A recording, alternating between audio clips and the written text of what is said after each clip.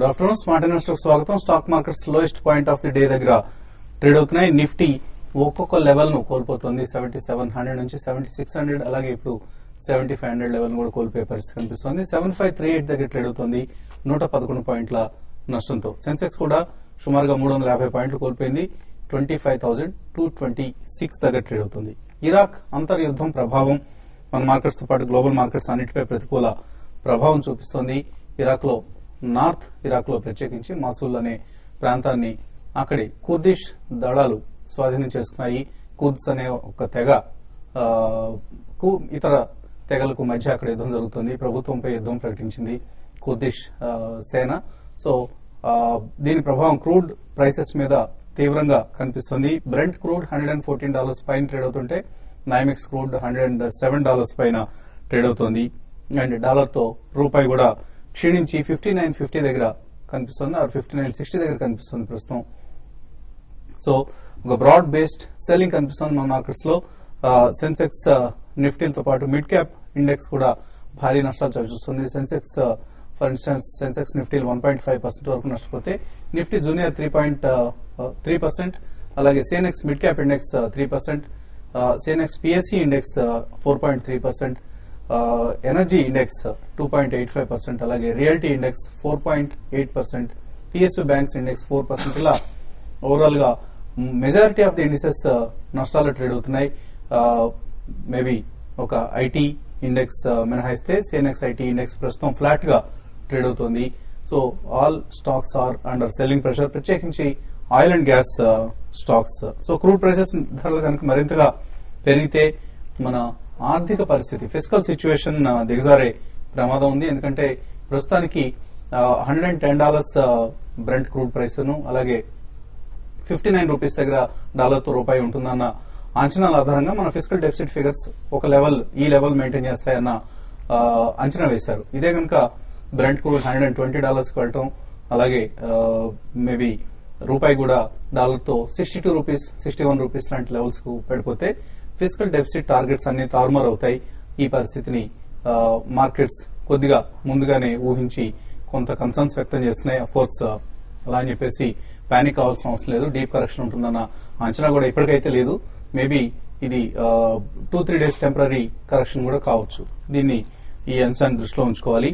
But ప్రస్తుతానికైతే momentum stocks like జిఎంఆర్లు, DLF, Suzlon or power stocks like NTPC, Tata power, ఇటువంటి Unitech, ఇటువంటి స్టాక్స్ అన్నింటిలో కూడా ఎనీవేర్ బిట్వీన్ 3 to 6-7% కూడా నష్టాలు కనిపిస్తున్నాయి.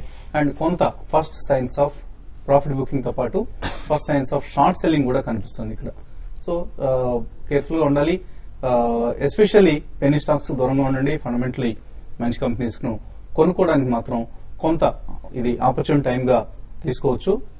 మేబీ కొంత పార్ట్ ఆఫ్ బయింగ్ ఇక్కడ చేసుకోవచ్చు. Definitely 20-25% of your targeted buying amount ని ఇక్కడ ఇన్వెస్ట్ చేయొచ్చు అన్న అంచనాకు మనం రావచ్చు. మార్కెట్స్ పరిస్థితి గురించి మాట్లాడేందుకు మనతో అనలిస్ట్ సిద్ధంగా ఉన్నారు. సో అందరూ ఎదురు చూస్తున్న కరెక్షన్ అంటూ అందరూ ఎదురు చూస్తున్నారు. అఫ్కోర్స్ కరెక్షన్ వచ్చినప్పుడు మాత్రం ఎవరు వినియోగించుకోరు. ఇంకా తగ్గుతుందేమో అన్న భయంతో ఆందోళనతో అలాగే వెయిట్ చేస్తుంటారు. సో నిన్నట్లాగే క్లోజింగ్ సమయానికి రికవరీ వస్తుంది అనుకుంటున్నారా, లేకపోతే ఇంకా వీకెండ్ కాబట్టి ఇవాళకి ఇంతే ఉంటుంది, తిరిగి మండే చూసుకోవచ్చు అన్న భావంతో మార్కెట్స్ దూరంగా ఉండడం మంచిదా? I think it's better to stay away. అంటే ఫ్రెష్ గా మనీ కమిట్ చేసుకునే వాళ్ళు మీరు ఇందాకే మెన్షన్ చేసిన ఒక క్లియర్ పాయింట్ అంటే ఫండమెంటలీ స్ట్రాంగ్ స్టాక్స్ కొనాలనుకున్న వాళ్ళు definitely next week they can take some position, maybe Monday or Tuesday. ఎందుకంటే ఈ రోజు షార్ప్ ఫాల్ ఉంటే ఇంట్రాడే కొద్దిగా pull back, small pull back రావచ్చు. But this will I think continue for maybe a couple of more sessions అండి. అంటే pull back వచ్చి మళ్ళీ కొద్దిగా కరెక్ట్ అయ్యే ఛాన్స్ ఉంది. సో ఎవరైనా గతంలో ఆపర్చునిటీ మిస్ అయిపోయాం అనుకున్న వాళ్ళు definitely they should be fully armed with money అండి. They should really deploy the money at the first price point next week. అది మనం పక్కన పెడితే డెఫినెట్లీ మీరు అన్నట్టు 60 రూపీస్ కి చాలా క్లోజ్ గా ఈ రోజు కూడా 59.60 to 59.70, ఒకవేళ 59.70 బ్రీచ్ అయితే 60 దాటుతుంది అంటున్నారు రూపీ వీక్నెస్.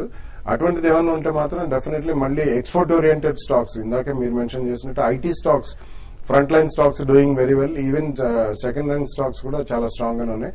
సిమిలర్లీ కొద్దిగా pharma stocks where majority 70-80% are exports, definitely వాటికి కూడా మళ్ళీ ఒక ఊరట కలుగుతుంది. సో ఇట్లా మనకి సెక్టరల్ అనేది కూడా మనం ఎంచుకుని we can keep it in the radar అండి. సో ఇన్ మై ఒపీనియన్ ఈ కరెక్షన్ అనేది మేబీ అనదర్ 2-3 సెషన్స్ కొంచెం మైనర్ పుల్ బ్యాక్ వచ్చినా గానీ I think it will continue for the next week also అనే చెప్పొచ్చు.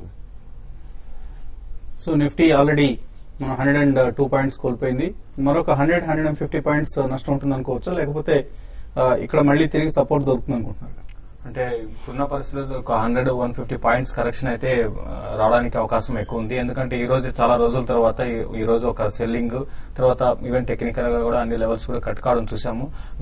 గత కొన్ని రోజులుగా 7580 అండ్ 7600 అనేది కీలకమైన సపోర్ట్ గా చూసాము. అయితే అది కూడా బ్రేక్ అయ్యి మార్కెట్ లో షార్ట్ సెల్లింగ్ అనేది చాలా రోజుల తర్వాత హెవీగా షార్ట్స్ మనకి బిల్డ్ కావడం చూస్తున్నాము. కాబట్టి ఇక్కడ కరెంట్ లెవెల్స్ నుంచి నిఫ్టీ 100-150 పాయింట్స్ దాకా కరెక్ట్ కావచ్చు. అరౌండ్ 7420 అండ్ 7400 ఆ లెవెల్ దాకా రావచ్చు.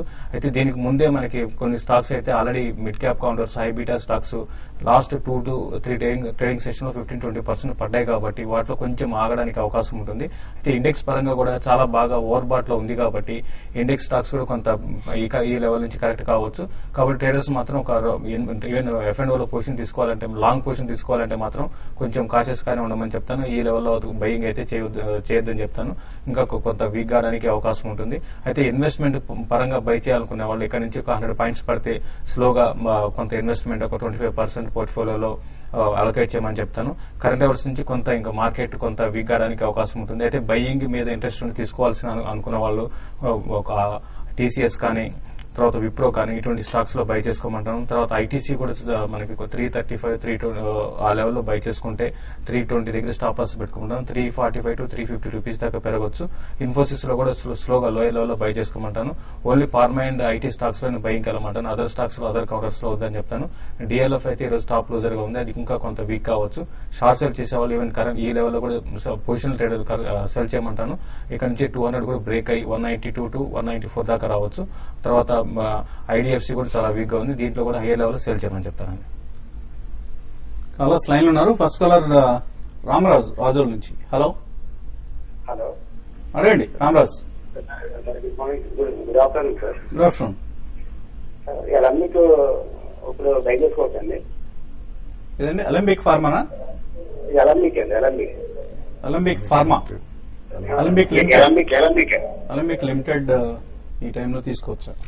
యాక్చువల్లీ అది చాలా షార్ప్ రన్అప్ మనం రీసెంట్లీ చూసామండి. లాస్ట్ 15 days లో ఆల్మోస్ట్ అబౌట్ 25-26 నుంచి about close to about 30 rupees దాకా. Actually Alembic pharma is a better bet than Alembic limited. కానీ ప్రైస్ పాయింట్ చాలా అట్రాక్టివ్ గా ఉందని చెప్పి డెఫినెట్లీ చాలా కొనుగోళ్లు చేస్తున్నారు. So if you want to buy also strict గా మీరు స్టాప్ లాస్ పెట్టుకునే కొనండి. ఎందుకంటే ఫండమెంటల్స్ పరంగా మాత్రం there is not big change in the company. Last 1 or 2 years back ఇది స్ప్లిట్ అయ్యి 2 కంపెనీస్ కింద లిస్ట్ అయింది. So Alembic pharma maybe around 250 zone కి వస్తే దట్స్ బెటర్ బెట్. తర్వాత కాలం నెల్లూరు నుంచి రాము. హలో గుడ్ ఆఫ్టర్నూన్ అండి వసంత్ గారు. ఇది 10 days back United bank of India by చేశానండి 52 రూపీస్ లో. United bank of India by చేశాను సార్. దాన్ని యాక్చువల్ గా ఆ స్టాక్ ప్రజెంట్ ఎలా ఉంది? సో దాని థీసిస్ ఏంటంటే బెస్ట్ స్టాక్ నాకు ఒక 4 స్టాక్స్ సజెస్ట్ చేయండి. ఒక 20 lakhs ఇన్వెస్ట్ చేద్దాం అనుకుంటున్నాను. లాంగ్ టైమ్ ఇన్వెస్ట్మెంట్ ఒక 1.5 year 2 years కి. ఏదన్నా ఒక బెస్ట్ 4 కంపెనీస్ సజెస్ట్ చేయండి. స్టాండర్డ్స్ గుడ్ స్టాండర్డ్స్ ఉన్న కంపెనీస్. ఈ మధ్య ఏమైనా రియల్ ఎస్టేట్ ఏమైనా అమ్మారా నెల్లూరు దగ్గర? లేదు సార్, ఏం లేదు sir. Okay, 20 lakhs free cash ఉంది మీ దగ్గర? అవును సార్. అంటే అది యాక్చువల్ గా మనకి ఈ మార్కెట్ లో వచ్చిన డబ్బులేను, నేను బయట తెచ్చేస్తాను ఏమీ లేదు. అంతా దీంట్లో వచ్చిన ప్రాఫిట్ ఏనో. ఓకే, సో ప్రాఫిట్ బుక్ చేసుకున్న డబ్బులే ఉన్నాయి. Very good. చాలా మంది ఫుల్లీ ఇన్వెస్టెడ్ పరిస్థితిలో ఉన్నారు, లేకపోతే లెఫ్ట్ అవుట్ ఫీలింగ్ ఏమైనా ఉన్నారు. మీరు చక్కగా ప్రాఫిట్ బుక్ చేసుకున్న డబ్బులు ఉన్నాయని చెప్తున్నారు. సో ముందుగా యునైటెడ్ బ్యాంక్ ఆఫ్ ఇండియా పరిస్థితి.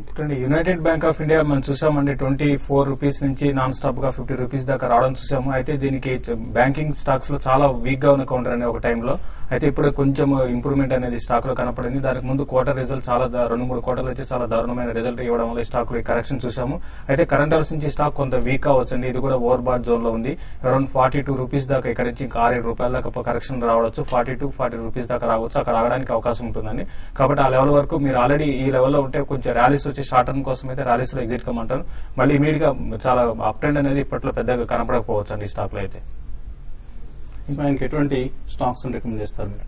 తీసుకోవడానికి ఈ టైంలో cyclicals or any other defensives recommend చేస్తారా? No, I think there should be a combination and not exactly cyclicals. I think automobile and auto ancillary is very good.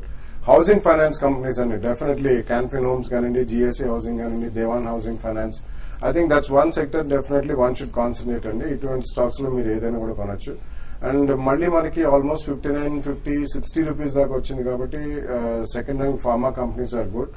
Even banking stocks lo private sector banks next 3 to 5 days lo ekkadaithe correct aitha akkada 2 or 3 price points lo IndusInd Bank okati, ING Vaishya okati, Yes Bank, even Kotak Bank iటువంటి ఎందుకంటే Kotak Bank next 2-3 years లోపల వాళ్ళ complete వాళ్ళ share holding pattern promoters Uday Kotak గారిని almost below 25% తగ్గించమని చెప్పి guide lines కూడా ఉన్నాయి. So private sector banking లో ఈ 3 or 4 banks are good. Housing finance companies and second rank pharma companies are good. Even IT companies like NIT Technologies, Zensar Technologies, KPIT Equipments, different stocks also they are really good on it.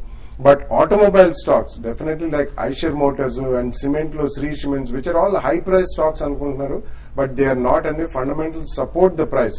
So next 3-5 days correction lo aటువంటిది ఏదైనా వస్తే మాత్రం cyclicals కి వర్తిస్తుంది. Sri Cements and automobiles, Eicher Motors ఇట్లాంటివి 2 or 3 points లో తప్పకుండా కొనండి. I mean this really makes for a very good long term portfolio. అలాగే చాలా మంది ఇగ్నోర్ చేస్తున్న ఆయిల్ మార్కెటింగ్ కంపెనీస్ చాలా స్టీప్ కరెక్షన్ చూస్తున్నాం, మనం డీప్ కరెక్షన్ చూస్తున్నాం. So this is the best time to enter in to such stocks because రాబోయే రోజుల్లో చాలా రిఫార్మ్స్ లో ప్రధాన పాత్ర పోషించబోతుంది ఎనర్జీ సెక్టర్. అది పవర్ కావచ్చు ఆర్ ఈవెన్ ఆయిల్ సెక్టర్ సంబంధించిన కంపెనీస్ కావచ్చు. బీపీసీఎల్, హెచ్పీసీఎల్ లాంటివి 10 to 12-20% కరెక్ట్ అయ్యాయి. This good time to enter in to దీ స్టాక్స్ ఆల్సో. తర్వాత కాలర్ లైన్ ఉన్నారు విజయవాడ నుంచి సురేష్. హలో అండి, నమస్కారం అండి. నమస్తే అండి, అడగండి. ఎస్ఆర్ఐలు నేను 115 లో కొన్నాం 1000. హెచ్డిఏలు 110లో 1000 కొన్నాం. జేపీ 1000 నేను 85లో కొన్నాం సార్. అంటే పైకి వస్తాయని చెప్పనేసి అందుకు బై చేయమని అంటేనే అప్పుడు కొన్నాం. ఉంచుతాం ఒక నెల రోజులు ఉంచచ్చా లేకపోతే ఎగ్జిట్ అయిపోమంటారా? నెల రోజులు కూడా ఆయన మొమెంటమ్ స్టాక్స్ షార్ట్ టర్మ్ కోసం కొన్నారు. లాసెస్ ఉన్నాయి, ప్రస్తుతం అన్ని తగ్గున్నాయి, హోల్డ్ చేయొచ్చు. అవును, మీరు ఒక్క రోజుకే చూసామంటే దగ్గరగా అన్ని స్టాక్స్ లో కూడా 5 to 6% పైన మీకు లాస్ లో ఉన్నారు. ఎందుకంటే మార్కెట్ చాలా హైలో ఉంది కాబట్టి ఈ విధంగా రియాక్షన్ అనేది ఫస్ట్ రియాక్షన్ ఇదే విధంగా ఉంటుందండి. అయితే ఇక్కడ నుంచి మీరు చెప్పిన స్టాక్స్ అన్ని కూడా ఇంకో కొంత కరెక్షన్ రావడానికి అవకాశం ఉంది. ఎస్ఆర్ఐలో అవైనా 100 రూపీస్ కూడా బిలో కూడా రావచ్చు. ఇవన్నీ కూడా హై బీటా స్టాక్స్ అని మనం అనుకుంటామండి. కాబట్టి మీరు 1 month అని కాకుండా కొంచెం హోల్డ్ చేయగలిగితే మీరు అన్ని స్టాక్స్ కూడా ఎస్ఆర్ఐ రీసెంట్ గా మంచి రిజల్ట్ కూడా ఇచ్చారు. అయితే హై బీటా స్టాక్స్ హెచ్డిఎల్ మాత్రం కొంచెం ఈ లెవెల్ నుంచి ఈవెన్ 90 కూడా బ్రేక్ అవడానికి అవకాశం ఉంటుంది. కాబట్టి 1 month అయితే మీ రేట్ వస్తాయని చెప్పలేము. బట్ మీరు హోల్డ్ చేయగలిగితే ఒక 2 to 3 months మళ్ళీ మీ రేట్ క్రాస్ అయ్యి మళ్ళీ మీకు ప్రాఫిట్స్ కూడా రావచ్చు. 1 month అని టార్గెట్ పెట్టుకోకుండా కొన్ని రోజులు అయితే హోల్డ్ చేయండి. మీరు మరీ షార్ట్ టర్మ్ కోసం అయితే మాత్రం బెటర్ ఏంటంటే ఒక చిన్న పుల్ బ్యాక్ వచ్చినప్పుడు ఈ స్టాక్స్ లోంచి ఎగ్జిట్ కమని చెప్తానండి. వెయిట్ చేయండి, ప్యానిక్ అవ్వద్దు. హడావుడిగా ఎగబడి సెల్లింగ్ చేయాల్సిన పరిస్థితి కనపట్లేదు. అలా అని చెప్పేసి అగ్రెసివ్ గా కొనటం కూడా మంచిది కాదు.